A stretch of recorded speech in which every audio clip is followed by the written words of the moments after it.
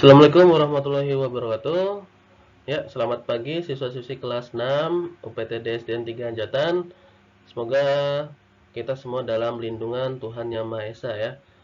Sehingga hari ini kita bisa belajar bersama di pembelajaran 6 tema 2 subtema 1. Berarti ini adalah pembelajaran terakhir di subtema 1. Nanti kita akan mengadakan ulangan secepatnya ya.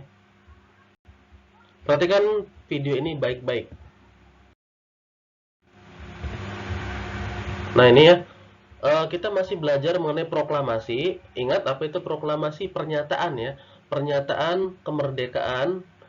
Proklamasi kemerdekaan adalah karunia Tuhan. Nikmat yang Tuhan berikan kepada kita adalah sebuah kemerdekaan itu sendiri. Mereka mengorbankan jiwa raga. Siapa mereka itu? Para pahlawan yang telah mendahului kita ya. Para pejuang, para proklamator. Tentu harus kita bayar dengan membangun negara Indonesia. Nah, kita harus bayar, kita harus membalas budi mereka dengan cara apa? Bukan dengan membayar uang, tetapi kita harus membangun negara Indonesia supaya Indonesia itu menjadi lebih maju. Ya. Misalnya, tidak usah repot-repot. Kita tidak usah meniru misalnya para pahlawan yang mengorbankan nyawa mereka, tinggal belajar dengan rajin saja itu sudah salah satu cara untuk membangun negara Indonesia.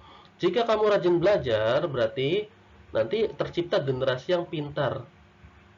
Berarti kita akan derajat kita akan naik di mata dunia, di negara-negara dunia Indonesia akan naik ya.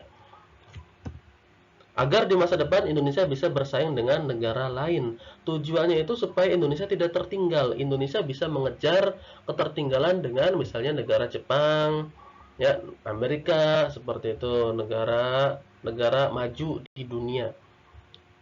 Ini adalah balas budi yang bisa kita lakukan terhadap para pahlawan yang mengorbankan jiwa, raga, harta mereka.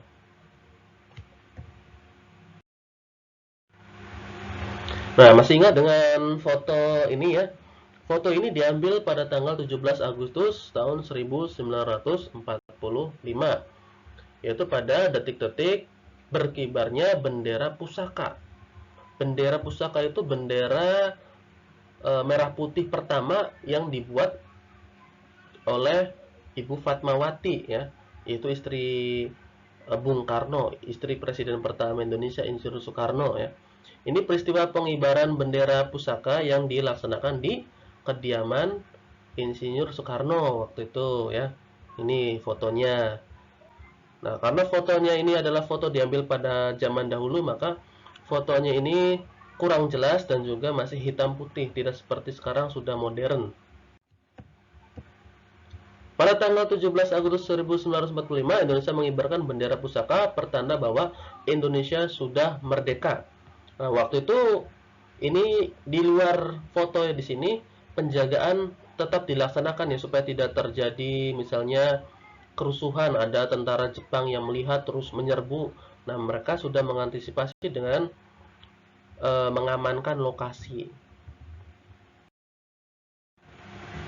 Nah, ini foto kira-kira ini adalah fotonya siapa?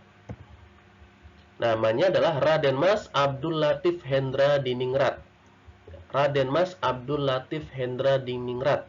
Ada kata-kata Hendra Diningrat, Hendra Ningrat ya, maaf, Hendra Ningrat. Ningrat itu adalah gelar bangsawan ya.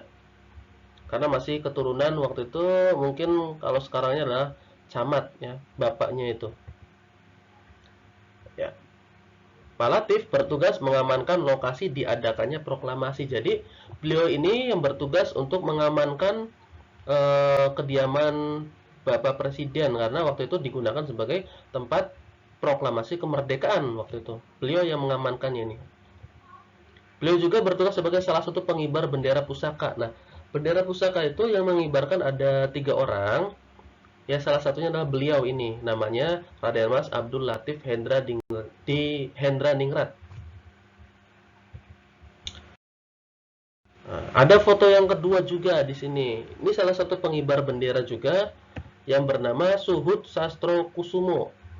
Suhut Sastrokusumo. Ya, bertugas mengamankan keluarga Soekarno. Jadi tugas dia itu mengamankan, ya, tugas pokoknya, tugas utamanya adalah mengamankan keluarga daripada Soekarno, karena kita tahu sendiri bahwa Bung Karno adalah proklamator atau bapak eh, yang menyatakan kemerdekaan Indonesia, jadi sangat penting. Nah, beliau ini, Suhut Sastrokusumo ini bertugas sebagai mengamankan keluarganya, ya. Takutnya nanti keluarganya diapa-apakan oleh musuh daripada Pak Soekarno. Beliau juga tugasnya itu mencari tiang yang digunakan sebagai tempat berkibarnya bendera pusaka. Jadi waktu itu kan memang yang namanya rumah itu kan tidak digunakan untuk pengibaran bendera. Jadi waktu itu yang bertugas mencari tiangnya adalah Suhut Sastrokusumo. Nah, berikutnya ada foto perempuan di sini, ya, bernama SK Trimurti. Ya, SK Trimurti namanya. Beliau adalah istri dari Sayuti Melik. Coba masih ingat siapa itu Sayuti Melik? Ya, Sayuti Melik itu siapa kira-kira? Yaitu orang yang waktu itu bertugas mengetik teks proklamasi. Ya, teks proklamasi itu kan awalnya ditulis tangan, ya, tulisan tangannya Bung Karno. Nah, karena masih tulisan tangan, lalu diketik, ya, menggunakan mesin ketik supaya terlihat rapi, terlihat bagus, yaitu oleh namanya Sayuti Melik. Nah, yang ada di foto ini adalah istrinya, ya, namanya SK Trimurti. Beliau juga bertugas sebagai pembawa bendera pusaka, jadi yang ada di tengah. Maka sekarang itu pengibar bendera itu kan ada tiga. Awalnya ya ini, yang di tengah itu biasanya perempuan kan, yang membawa bendera itu. Kiri kanan itu laki-laki. Nah, yang di tengah itu pembawa benderanya adalah eh, perempuan. Sedangkan yang sebagai apa, pengerek bendera itu adalah laki-laki, ya, yang mengibarkan juga itu laki-laki. Nah, tahukah kamu bahwa bendera pusaka yang digunakan sejak tahun 1945 itu sekarang sudah tidak digunakan lagi dan disimpan. Mengapa tidak digunakan lagi? Karena memang usianya berarti sudah puluhan tahun bendera itu digunakan. Otomatis yang namanya kain jika digunakan sudah puluhan tahun maka akan rusak, ya, warnanya sudah pudar juga rusak. Nah, maka sekarang sudah disimpan, sudah diamankan sebagai bukti, sebagai monumen, ya, itu ya, sudah dimuseumkan. Nah, bendera pusaka yang sudah digantikan tadi sekarang diganti dengan bendera lain untuk upacara kemerdekaan, yaitu di Istana Negara, ya, tempatnya presiden, menteri, dan jajaran jajarannya untuk upacara di Istana Negara, ya, Istana Presiden di Jakarta setiap tanggal 17 Agustus 1945. Sekarang benderanya sudah baru, ya. Bendera yang lama sejak tahun 45, sejak kemerdekaan, sudah disimpan dengan baik. Oleh karena itu, hormatilah perjuangan tokoh proklamasi seperti Bung Karno, Bung Hatta, ya, Dr. Rajiman, dan kawan-kawan yang lain. Itu kita harus menghormati perjuangan mereka-mereka itu. Berkat mereka kita bisa hidup dengan bebas dan nyaman. Nah, berkat mereka kita bisa belajar. Kalian bisa belajar, kalian bisa tidur dengan nyenyak. Kalau zaman dulu itu tidur dengan nyenyak hampir tidak mungkin terjadi, karena setiap hari kita harus bekerja keras, ya, melayani penjajah, ya.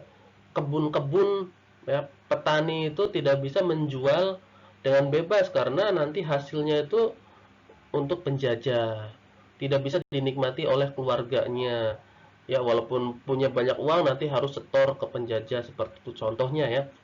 Sekarang kalian bisa jajan dengan bebas, bisa beli mainan, beli baju, ya, bermain dengan teman dengan bebas. Itu berkat perjuangan para pahlawan, ya, terutama di sini tentang tokoh proklamasi. Oleh karena itu, bangunlah negeri kita menjadi negeri yang lebih baik lagi, ya, lebih maju lagi, supaya di mata dunia Indonesia itu menjadi negara yang maju, menjadi negara yang di atas negara lain, bukan negara yang tertinggal pembangunannya. Dimulai dari siapa? Yaitu dari kalian sendiri, generasi muda. Jika yang sudah tua ini nanti sudah waktunya, ya, sudah waktunya digantikan oleh kalian, nah, kalian menjadi generasi emas, yaitu generasi yang bisa memajukan bangsa Indonesia. Caranya bagaimana? Ya belajar. Karena dari belajar itu sendiri, kalian akan mendapatkan ilmu pengetahuan yang akan digunakan nanti untuk kedepannya membangun negeri.